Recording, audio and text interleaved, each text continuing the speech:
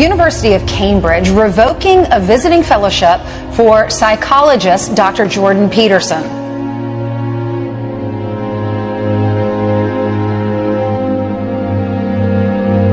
The US was founded on identity politics. This is not some new concept that has come along in the last 20 years. The United States wasn't founded on identity politics. Yes, it was. That's absolutely absurd proposition. The United States was founded on the same principles that, what would you say, that played their powerful role through the development of English democracy. And that was nested inside a Judeo-Christian view that fundamentally presumed that both men and women were made in the image of God and that all people had divine value. And it took a long time for that set of ideas to fully manifest itself in the political realm. But to consider that a manifestation of identity politics is, I can't imagine why you would possibly do that. I don't consider that a manifestation of identity politics. I consider having a constitution that says only some people are citizens to be a manifestation of identity politics. Well, what do you think changed it across time? And look, let's get our definitions straight here. You can't lump all occurrences of non-equal treatment into the category of identity politics. Identity politics is a very specific thing. It's really only existed since the 1970s. You can't go back into 1770 and say that the founders of the American Constitution were playing identity politics. They were playing politics that was based on identity. That's my definition of identity politics. politics. That's not the definition of identity politics unless you play fast and loose with the definition. Identity politics is something that's... No one talked about identity politics 20 years ago or 30 years ago. It's a new term. You can't say that people's proclivity to identify with their group is identity politics. That's just tribalism. And that's like, who knows how old that is? 1 million years old. 500,000 years old. And you're going to call tribalism identity politics? Well, that's not helpful. If you want to talk about tribalism, we could talk about tribalism. But identity politics is something that's nested inside a particular political view of the world. It's got a Marxist basis, and it manifests itself in postmodernism. So when Nietzsche announced the death of God, he did it sorrowfully, and then he tried to think about what we might be able to do about that, because it was going to lead us down two bad pathways, either towards nihilism and the belief, or what would you call the direct experience, that because God was dead, everything might be permitted, as Dostoevsky pointed out, or totalitarianism, which would arise as a rational substitute for the dogmas of religion. And he knew that both of those would be catastrophic occurrences. But at least, more profoundly, the death of the idea of a universe ordered by something that's akin to the living and conscious and aware and intelligent. It's rough to replace that with pure random meaninglessness, and of course that's the pathway to nihilism. Anyways, Nietzsche thought we would have to create our own values to replace those that would fall because of the death of Christianity. But having a coherent ideology does mean that it is predictable, because you don't need an ideology. It is one logical thing that flows from another, and all those pieces tessellate together. So what I find very interesting about your thinking, I find it quite slightly baffling, is that I don't really see how all the pieces fit together. You say that you're not, you believe in God, but that then doesn't, to me, tessellate very obviously with your insistence that, actually it's just about pure science, and there's not a, because I can... What insistence that it's just about pure science? Well, I wrote Maps of Meaning. There's no insistence in that it's just about pure science. Okay, but you make appeals to science. What I mean is, different. You make appeals to science all the time. You say, well, this is what the literature says. And the trouble with God is that ultimately you can't say this is what the literature says. There is no literature. Which is why I don't say anything about the scientific status of God, apart from what can be experienced maybe under certain conditions of what would you call chemical-induced mysticism, which seems to be something that you can say something scientifically about. But I see that there's two different realms, right? There's a realm of values and a realm of facts. And in the realm of facts, science reigns supreme. But it doesn't in the realm of values. You have to look elsewhere. You can't make your own values. Like, you can aim, you can direct your life, you can cooperate in determining the values that you pursue. But you cooperate with forces in yourself that aren't you and can't be made you. Not in any straightforward way. And it's easy to understand this if you think about, for example, the fact that if you do something that you shouldn't do, or if you don't do something that you should do, that you'll lay awake in bed at night and torment yourself about it and worry about it and consider yourself an unworthy person, as if you believed in the idea of sin.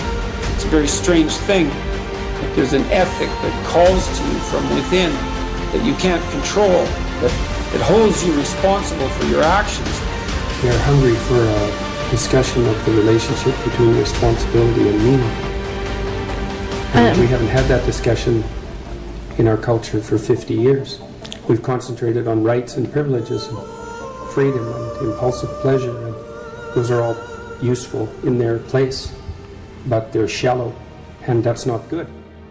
And then you work diligently to ensure that your actions are in keeping with that, and you allow yourself on that pursuit to be informed by the knowledge of your ignorance and the necessity for acting and speaking in truth. And a fair bit of that, I believe, is derived, I think it's fair to say that that's derived from an underlying Judeo-Christian ethic, and I make no bones about the fact that I think of those stories metaphysically or philosophically or psychologically as fundamental to the proper functioning of our society insofar as it can function properly. And so it's not happiness, it's meaning. I was very interested in your comments about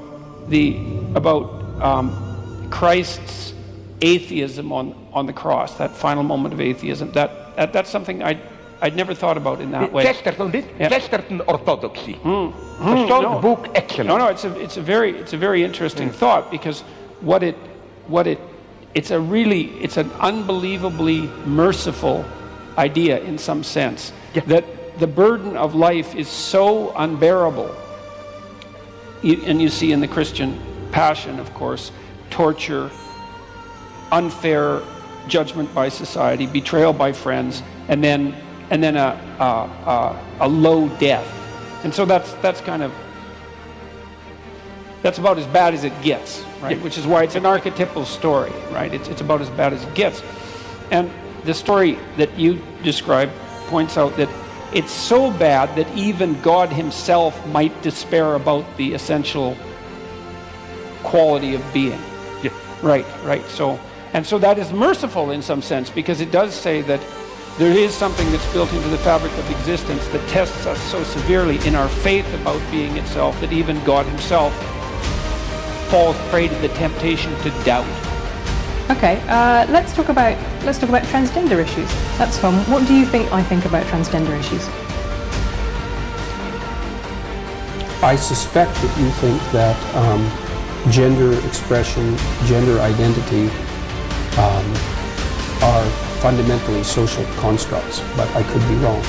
No, I believe that there are definitely some biological differences between the sexes. We've observed them. I do believe that gender is a hugely powerful social structure that we've built on top of that it is largely, but not entirely, socially constructed.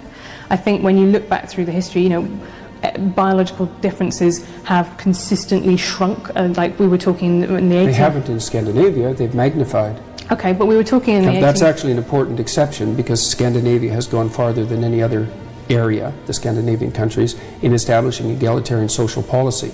And the differences in interest and career choice and personality between men and women have grown as a consequence, not shrunk, which is exactly the opposite of what the social constructionists predict. But also just suggests that they're malleable, actually, rather than fixed. Well, of course they're malleable. No one would ever suggest otherwise. Right. So that's what I mean. So I think they're it's not malleable in the direction that the social constructionists presume. As you flatten out the sociological landscape, you maximize the biological differences. No one saw that coming. To believe that there is no evidence for gender identity in the way that it is used as an idea of a soul. I think that's the way that it's often used to me. By who? By transgender activists. Yes, well, I think talk about having a female soul, and that to me seems strange. I don't see how you can... something like biological determinism. Right. Which is it's one of the things that's so perversely amusing about these sorts of arguments, is that, but I attribute it to the lack of demand for logical consistency as a consequence of postmodern thinking. You can believe one thing when it's convenient in one situation and another thing when it's convenient for another. So we're in the perverse position where if you're a man born in a woman's body, that's biologically determined. But if you're a woman born in a woman's body, that's socially constructed. It's like, okay, good luck with that theory. Right. I don't believe you can be a man born in a woman's body or a woman born in a man's body. What I believe is that there are some people who feel alienation towards their bodies and they want to remove body Well, everybody parts. feels that. Right, but they feel it to such an extent that clinically the best treatment for them is to transition and live as if they were the other sex. Well, I don't think that there's any evidence that that's clinically the best treatment. We certainly don't know enough to make that presupposition, and I think we're playing with fire assuming that that's the case. Let's talk about free speech to finish on. Yeah, he calls himself the professor against political correctness. We have a statement from Cambridge University, from their student union.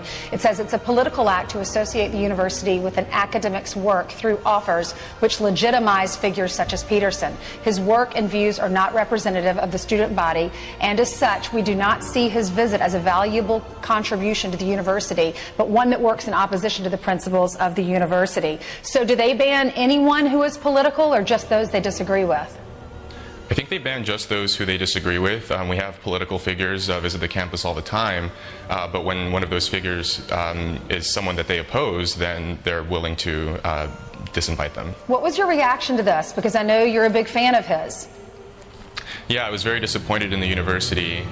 When I first discovered this, I was very excited that Jordan Peterson was going to be joining us on the campus, and so when they rescinded his invitation, I was very irritated. I thought this kind of deplatforming culture existed only in the US, but apparently exists elsewhere as well.